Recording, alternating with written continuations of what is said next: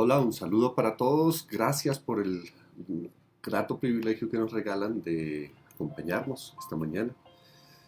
Bueno, hoy hablaremos el segundo libro de Crónicas, capítulo 13. Segundo libro de Crónicas, aunque describe el reinado de Abías en Judá, necesitamos recordar que para este tiempo hay dos reinados en el pueblo de Dios. Esto después de la división del reino, cuando Salomón muere, entonces el reino se divide. Roboam y Jeroboam. Roboam, hijo de Salomón, se queda con dos tribus, Benjamín y Judá. Esto por haberse resistido, digámoslo así, aunque Dios ya lo había determinado que el reino se dividiría. Esto por haberse resistido a escuchar la voz del pueblo liderada por Jeroboam. Entonces las demás 10 tribus en el norte de todo el terreno del pueblo de Dios decidieron colocar sobre ellos como rey a Jeroboam. Bueno, el reinado de Roboam fue más corto que el de Jeroboam.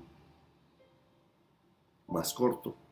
Entonces, mientras Jeroboam era rey en el norte, ya había un rey distinto en Judá, se llamaba Abías. Ayer hablamos un poquito de Roboam, hoy vamos a detenernos en Jeroboam, en el rey del norte. ¿Saben?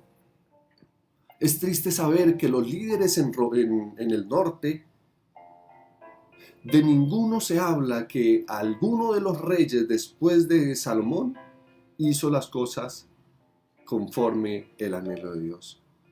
Tristemente de ninguno se habla que ellos lo que hicieron fue seguir las indicaciones y la voz de Dios. No.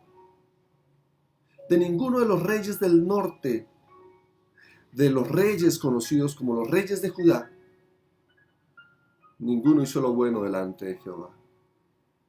Y el que empezó precisamente seguir la dirección hacia la crisis más compleja del pueblo, que marcaría esa apostasía, fue precisamente Jeroboam. Jeroboam había conseguido el reinado. Él había sido un siervo de Jehová, de Salomón, perdóname. Había sido un siervo. Y ahora era rey en Israel.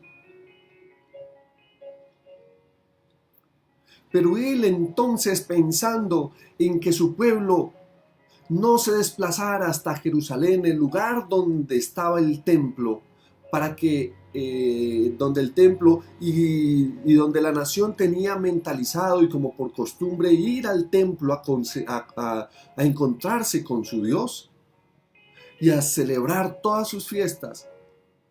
Entonces decidió levantar un templo en el norte, Gerizim.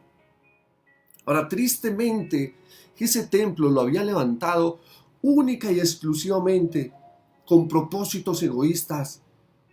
Su interés era que el pueblo no se conduciera hasta Jerusalén a adorar, porque sabía que en la medida que esa práctica se hiciese día a día, la vida espiritual del pueblo se iba a fortalecer y tal vez decidieran volver a Judá y quedarse en allá. Y tal vez su reinado se iba a opacar, y tal vez su reinado se iba a acabar. Entonces ese corazón egoísta de Jeroboam, perverso, levantó altares en Israel, levantó medios de adoración en Israel. Y esto con el propósito de que el pueblo entonces, que tenía en su corazón el deseo de adorar a Dios, la Biblia señala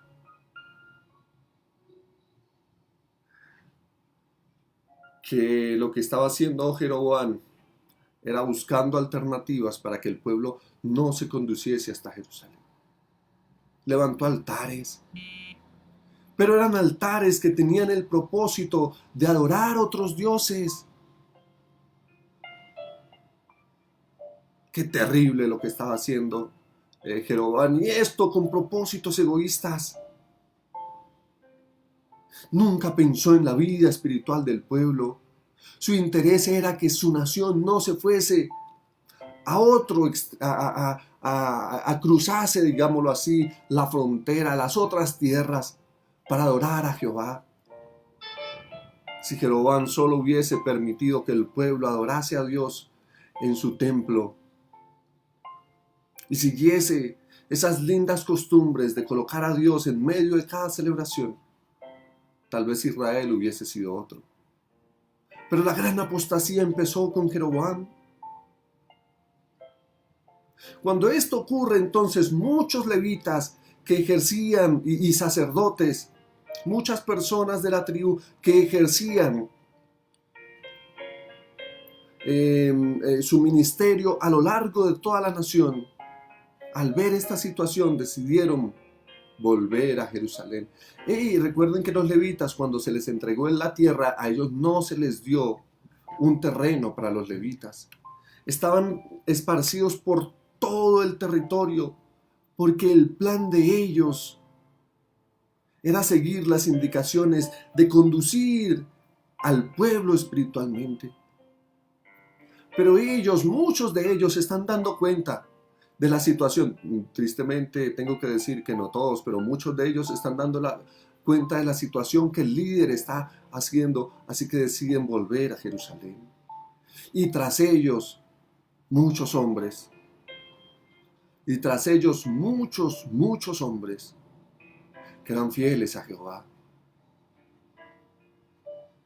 Porque reconocían que la vida espiritual de ellos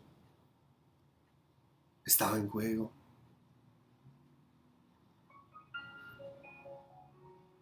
¿Qué hizo Jeroboam al darse cuenta que los levitas y aquellos que tenían la parte espiritual como tareas estaban yendo?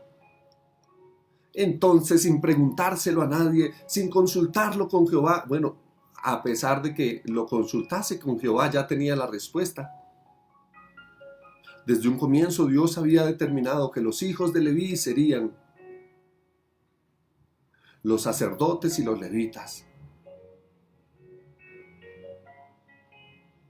Pero al perder estos hombres, Jeroboam entonces decidió nombrar los que él quiso. No importaba de qué nación venían, no importaba si eran extranjeros. El anhelo, el objetivo, el plan de Jeroboam era no perder, aquí entre comillas, su nación, sus feligreses, su pueblo. Y lo único que hizo fue ir en contra del plan de Dios. Y lo único que hizo fue ir en contra del objetivo principal de Dios. Lo que Dios había organizado y ordenado lo hizo precisamente para conducir espiritualmente al pueblo.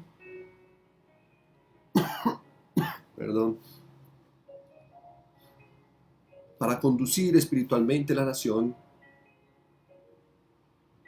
Pensó Jeroboam que esa sería la manera de conservarlos, pero perdió a muchos y perdió al más importante, que era Dios mismo, que era la parte espiritual. Al ir contra la ley, contra el mandamiento número 2 de la ley de Dios, no te harás imagen, no adorarás imágenes, no te inclinarás a ellas, no las honrarás.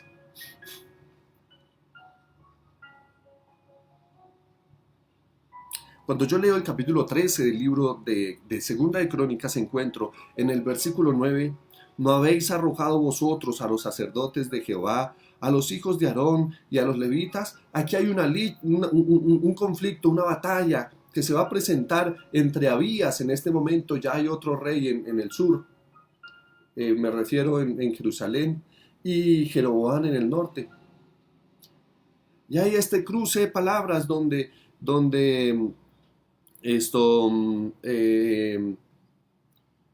Jeroboam se levanta y se rebela contra el reino del sur. Y el reino del sur le dice: ¿no habéis arrojado vosotros a los sacerdotes de Jehová, a los hijos de Aarón y a los levitas, y os habéis designado sacerdotes a la manera que los pueblos de otras tierras, para que cualquiera venga a consagrarse con un becerro y 7 carneros, y así sea sacerdote de los que no son dioses? Esto era lo que estaba haciendo Roboam. Dice: pero en cuanto a nosotros, al otro reino, Jehová es nuestro Dios y no lo hemos dejado. Los sacerdotes que ministran delante de Jehová son los hijos de Aarón, y los que están en las obras son levitas, los cuales queman para Jehová los holocaustos cada mañana y cada tarde.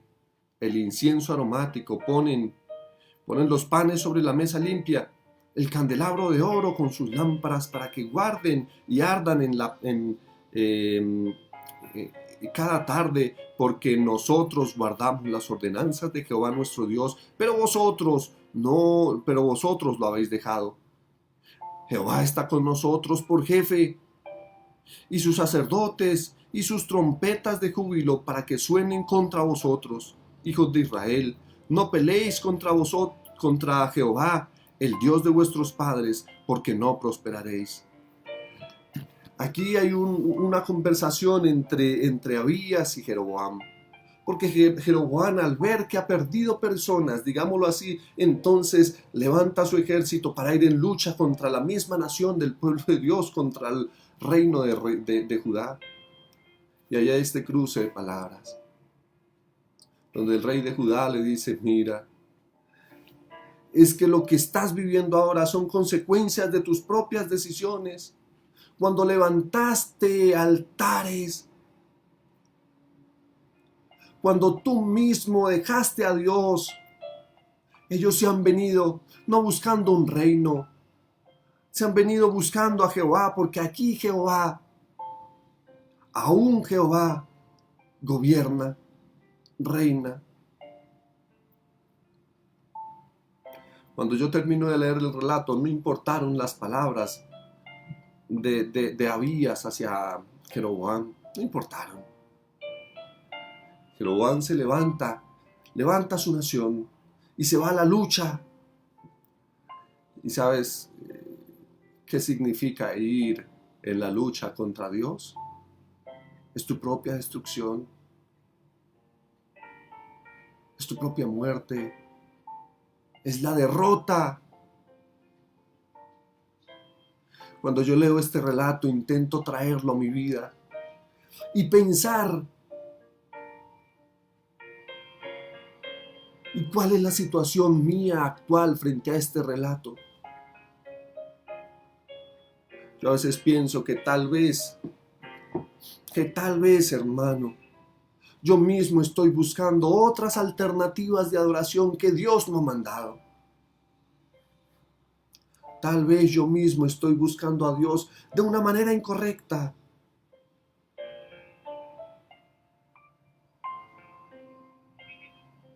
Sí, Jeroboam tenía propósitos egoístas. Y lo único que trajo estos propósitos egoístas fue la deserción de muchos del pueblo. Y la actuación mucho más sólida de parte de Jeroboam contra Dios. Porque no solo fue levantar altares, sino nombrar sacerdotes sin la indicación de parte de Dios. Rebelarnos contra Dios y su pueblo no tiene lógica. Siempre, siempre, siempre perderemos. Aquí hay algo que admirar de los sacerdotes, y no solamente de ellos, sino también de esa nación, de esos hombres fieles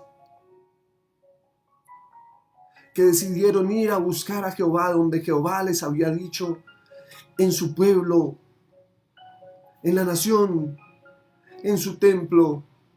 Ahí, al ver las perversidades que el mundo estaba ofreciendo, llegaron a Jehová, buscaron a Dios. Es absurdo pensar que todo lo que el mundo ofrece, que se presenta delante de nuestros ojos, tenga tristemente aún dentro del pueblo de Dios dos alternativas. ¿Cuáles son? O sigo lo que el mundo ofrece, que no va acorde al plan de Dios, porque lo que el mundo ofrece solamente lo ha presentado el príncipe de este mundo, me refiero a Satanás, como lo describió Jesús en algún momento, ¿no? Pero el enemigo lo ha hecho con propósitos egoístas. Solo quiere destruirte, quiere no perderse solo. Ha perdido su reinado, ha perdido su reinado en este mundo. Y el propósito de él es meramente egoísta. Así que coloca delante del mundo una serie de dioses que hoy nosotros necesitamos revisar y decir, ¿esto es de Jehová o no?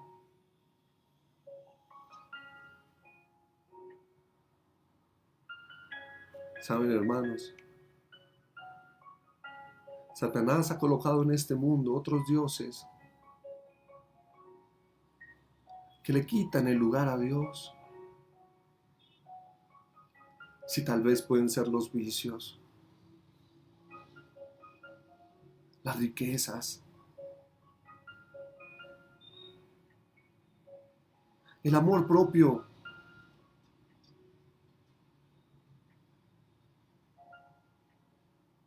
los privilegios, más que los privilegios, los placeres de este mundo. Y no logramos comprender realmente, o nuestra mente está decidiendo entre lo que el mundo nos ofrece y lo que Dios nos ha dicho. Tristemente pocos del pueblo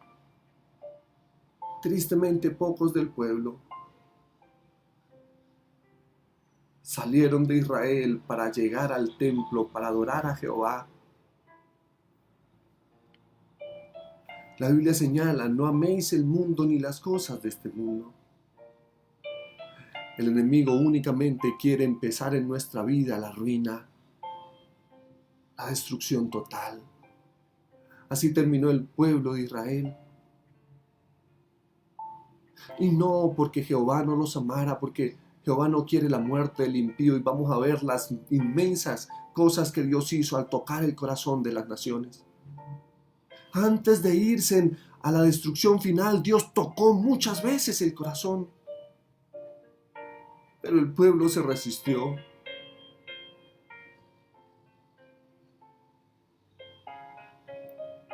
El enemigo lo único que hace, el plan del enemigo es acabar contigo, es destruirte. Sus propósitos son únicamente egoístas. ¿Y cómo es posible que aún sabiendo eso decidamos seguir al enemigo, obedecer al enemigo y no seguir a Dios? ¿Cuál es la prioridad en tu vida hoy? ¿Es Dios? Cuando caes enfermo, ¿qué es lo primero que haces?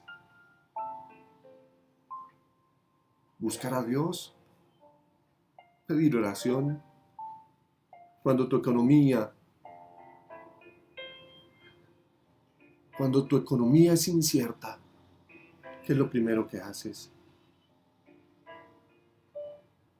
¿Llamar a tu mejor amigo para que te dé un empleo? ¿O caer de rodillas y decirle a Dios, Señor, mira, ahora estoy en tus manos?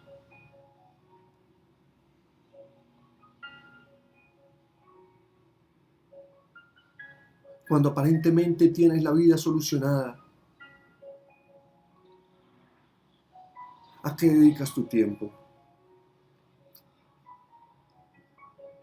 A colocar a Dios en primer lugar, a separar un espacio, a hablar, conversar con Dios. O aquí, entre comillas, a disfrutar de los placeres de este mundo. No me olvido de las palabras del gran líder que dijo, delante de vosotros pongo la vida y la muerte. No olvidemos, hermanos, no amemos este mundo, amemos. Nuestro Dios y Padre que estás en los cielos. El enemigo nos ha demostrado, Señor, que sus propósitos son egoístas.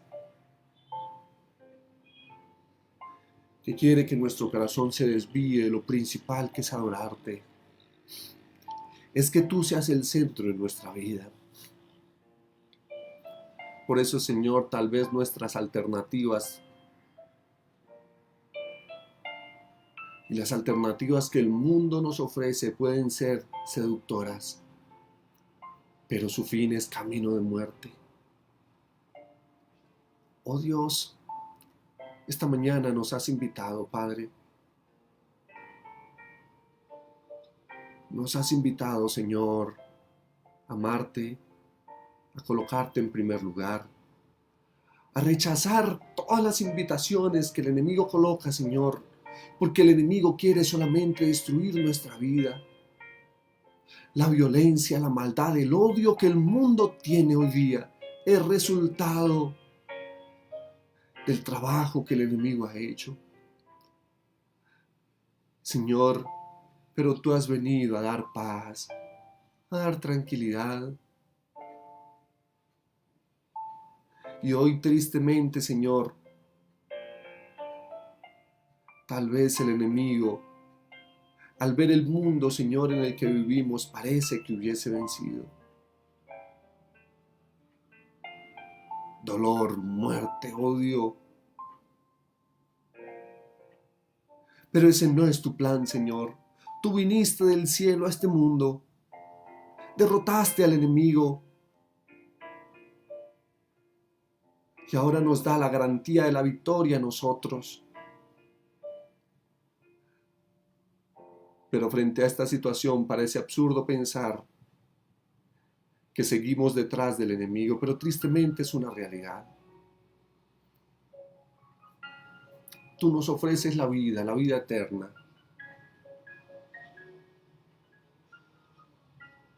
Pero a veces, Señor, frente a las alternativas que el enemigo coloca, tal vez como muchos del pueblo en tiempos de Jeroboam, no decidimos volver a ti.